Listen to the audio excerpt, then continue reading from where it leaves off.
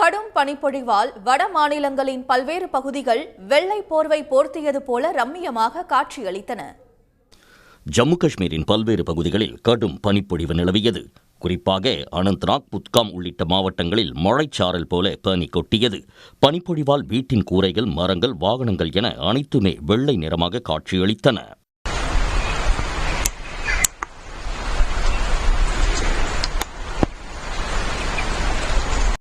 பதர்வா பள்ளத்தாக்கு பகுதியிலும் பனிப்பொழிவு தென்பட்டது.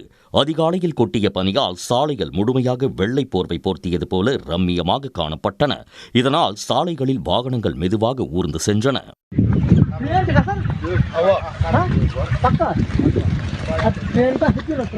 இந்த நிலையில் மக்கள் பாதுகாப்பாக இருக்கவும், மலைப்பகுதிகளில் கவனமாக பயணம் மேற்கொள்ளவும் காவல்துறை தரப்பில் அறிவுறுத்தப்பட்டுள்ளது. இமாச்சல பிரதேச மாநிலம் மனாலியில் கொட்டும் பனியில் சுற்றுலா பயணிகள் உற்சாகமாக நடனமாடி மகிழ்ந்தனர்.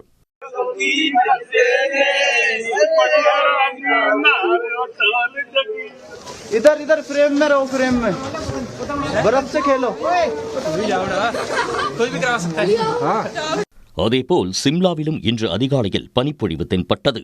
இதனால் நிறுத்தி வைக்கப்பட்டிருந்த வாகனங்கள் முழுவதும் பனி படர்ந்தது. கடும் பனிப்பொழிவால் வாகனங்கள் ஒளிவிளக்கை ஒளிரவிட்டபடியே சென்றன.